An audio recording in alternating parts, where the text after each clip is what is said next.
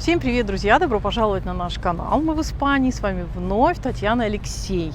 Тема сегодняшнего нашего ролика – как живут испанские пенсионеры.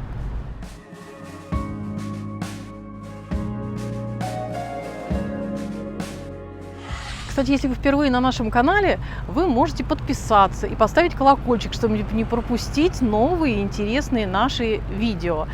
А также, если вы не знаете, как получать оповещения на ваш мобильный телефон, то внизу в описании под этим видео будет ссылочка от YouTube. Можете переходить, изучать, настраивать свои мобильники, и вы будете всегда получать новые оповещения о каждом новом ролике тех каналов, на которые вы подписаны.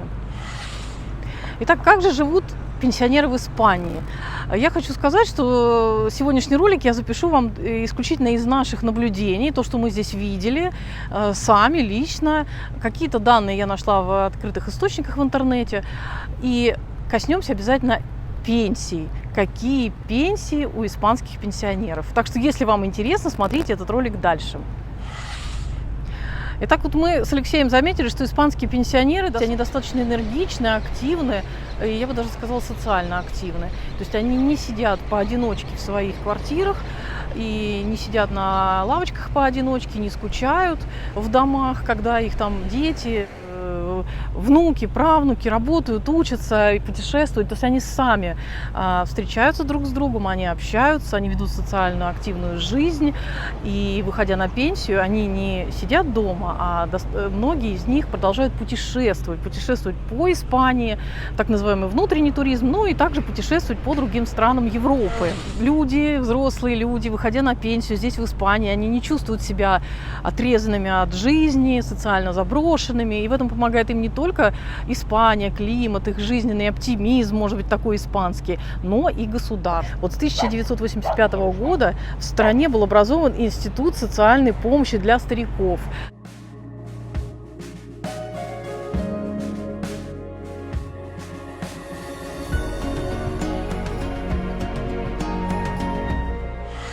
Итак, вот это слово, любимое нами, нашими пенсионерами, уважаемый, заслуженный отдых. Что же такое заслуженный отдых в Испании? Итак, заслуженный отдых в Испании – это хорошие пенсии, о размере их мы поговорим чуть позже. Это бесплатная медицина, это льготы на лекарства, льготы на проезд, на городской транспорт. В каждом, конечно, коммунидаде, в каждом регионе есть свои какие-то особенности, то есть свои размеры льгот. Это также вообще комфортный образ жизни здесь, в Испании, у моря. Это туризм внутренний. И также я хочу сказать, что в Испании, как, кстати, во многих европейских странах, мы знаем, что это есть в Германии, в Финляндии есть, только немножечко по-другому. В Испании работают центры для досуга для пенсионеров. Вот в одном из таких центров мы с Алексеем как-то побывали пару лет назад, сами того не подозревая, случайно зашли помыть руки. Сейчас я вам об этом расскажу. Вот что же из себя представляет такой центр для досуга для пенсионеров здесь, в Испании? Это такое достаточно большое, просторное, светлое помещение. Вот мы зашли в одном из, сейчас вы можете увидеть, это один из маленьких городков, Сан-Педро-дель-Пинатар. Там небольшое количество жителей вообще. В любых таких центрах для досуга для пенсионеров в Испании там могут работать кафе, парикмахерские, различные кружки. Очень любят пенсионеры, как говорят, там петь, музицировать. У них кружки, уроки информатики, рукоделия, настольные игры, в общем, масса всего интересного. То есть часы работы вы тоже сейчас можете видеть. И вот в эти часы работы пенсионеров они приходят сами, либо их привозят родственники, либо приезжает за ними автомобиль, то есть микроавтобус, который их привозит в этот центр и вечером увозит обратно домой. Поэтому люди пенсионного возраста здесь не чувствуют себя брошенными, покинутыми, сидящими одиноко дома. Родственникам не надо волноваться за них. Они могут спокойно работать, учиться. Такие вот условия созданы для людей, которые выходят здесь на пенсию, и для них существуют вот такие центры. Это очень здорово, это классно, и жаль, что наши пенсионеры не имеют такой возможности. У нас нет таких центров пока что, чтобы там они проводили свой досуг, куда бы они приходили со своих лавочек одиноких в своих дворах и не сидели одиноко дома, не были социально замкнуты, а всегда имели возможность общаться со своими же сверстниками, могли заниматься какими-то хобби. Вот такое в Испании здесь есть.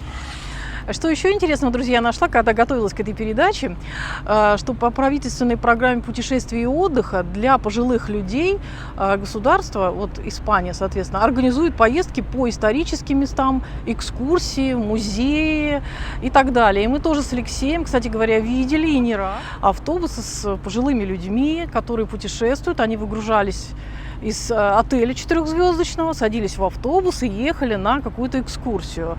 Также они отдыхали на грязях, мы тоже это видели. То есть принимали какие-то лечебные процедуры, видимо, путешествовали. То есть внутренний туризм для них развит. И я читала, что это с льготами, со скидками. Для каких-то категорий льготников, может быть, это бесплатно. Все это тоже нужно уточнять. Во всяком случае, в открытых источниках информация за 19-20 год вот такая. Туризм для них организован, они имеют такую возможность. Я знаю, что и у нас тоже есть такая возможность, экскурсии для пенсионеров, во всяком случае в Санкт-Петербурге, в музее, по городу. Ну, вот здесь тоже самое такое есть. Они путешествуют, они ездят на автобусах из городов в другие города, их размещают в отелях, кстати, где все включено для них. И они спокойно отдыхают. Автобус пенсионеров такой мы видели, и поэтому об этом можем смело говорить, да, такое здесь, ну, во всяком случае, 1,5 года назад было.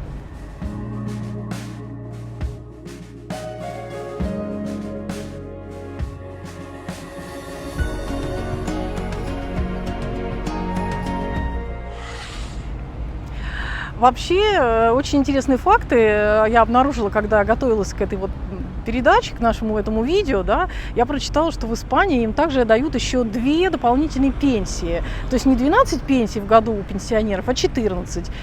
Еще дополнительные в июне и в декабре. То есть тогда, когда начинаются праздники, когда как раз-таки перед скидками рождественскими, ну и в июне так называемый Новый год, Сан-Хуан. И поэтому здесь распродажи, и все пенсионеры имеют возможность, естественно, тоже сходить в магазин, купить подарки, купить обновки, посидеть в кафе. Кстати, о кафе. Очень много пенсионеров, очень часто мы видим, что пенсионеры активно ходят в кафе. Они не сидят дома, они выходят в кафе. Каждые выходные, наверное, они с семьями, мы очень часто это видим. Вообще у испанцев традиция по выходным идти в кафе с друзьями или семьей, не готовить дома, и пенсионеры активно к ним присоединяются. То есть мы частенько видим их в кафешечках и между собой просто парами пенсионными, со своими друзьями какими-то. Дедушки пьют сервесочку, это пиво, кто не знает, да, и бабушки тоже с удовольствием там что-то едят, десерты какие-то или чашечку кофе. Есть такое хорошее место Валор кафе в городе Тривьеха на центральной практически площади. Это чурусы и горячий шоколад, кофе там есть. И мы регулярно видели, как собираются пожилые люди, красиво одетые, у них украшения, да, Алексей? Да. У них украшения, женщины в нарядах, мужчины в пиджачках. То ли они ходили на концерты, на какие-то собирались куда-то, то ли просто.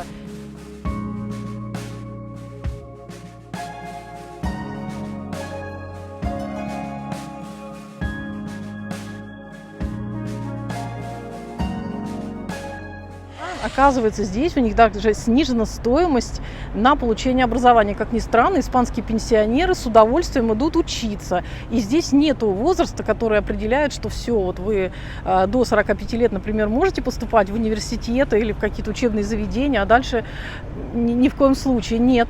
Можно после 45 лет идти учиться, и поэтому пенсионеры проявляют большой интерес к самообразованию даже в пожилом возрасте. А почему бы и нет, собственно говоря? Ну, наверное, какие-то скидки есть, льготы для поступления, может быть, какие-то курсы. Я настолько слышал, что намного проще. Если, да.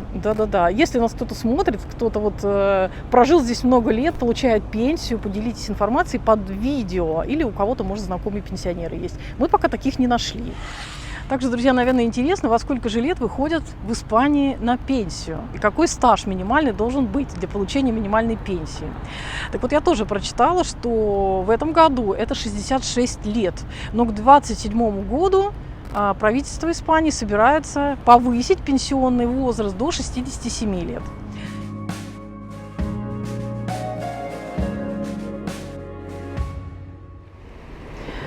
Ну и по размерам пенсии немножечко вам расскажу, друзья. Здесь они различные, в принципе, как и везде. Есть больше, есть меньше. Зависят они, естественно, от стажа наработанного, от оклада. Чем больше оклад, тем больше будет пенсия, потому что больше было отчислений, соответственно, социальных. Является ли он там на попечительстве кого-то, или если у него, да, какие-то там разные надбавки, добавки за что-то. То есть я оставлю полезный контент, то есть это ссылочка на Социальсегуридат, на сайт. Там вы можете с помощью переводчика, кто не знает испанский язык, прочитать, посмотреть. Там есть сводные таблички по пенсиям. Но в среднем, вот так могу сказать упрощенно, что минимальная составляет 645 евро 30 центов, средняя 1034 евро 60 центов и большая с надбавками, я читала, 2700, ну, в общем, доходит почти до 3000. Зависит она, как я уже сказала, от разных факторов, о которых вы можете познакомиться на сайте Социальсегуридат, который ссылочка будет в описании под этим видео. Надеюсь, это видео будет вам полезным. Ну и еще вот такая интересная информация, которую я прочитала. Всех же всегда интересует, когда переезжаешь сюда, будут ли россияне там, или украинцы иметь здесь какие-то пенсионные тоже отчисления от Испанского королевства.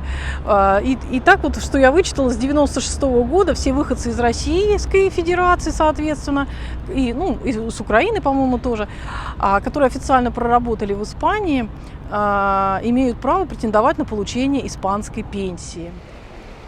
Итак, друзья, насколько я выяснила, чтобы стать получателем испанской пенсии, для этого нужно приехать в Испанию, будучи трудоспособным, легализоваться, то есть жить здесь официально, законно, проработать как минимум 5 лет, и через 5 лет, получив уже постоянное место жительства, можно заниматься вопросом оформления или быть соискателем на испанскую пенсию. Возможно, с помощью адвоката собирать какие-то документы.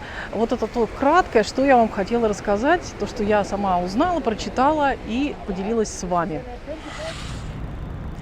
Итак, друзья, немножечко я вам рассказала сегодня, как живут пенсионеры здесь, в Испании. Но хочу еще сказать, здесь на отдыхе очень много находится европейских пенсионеров.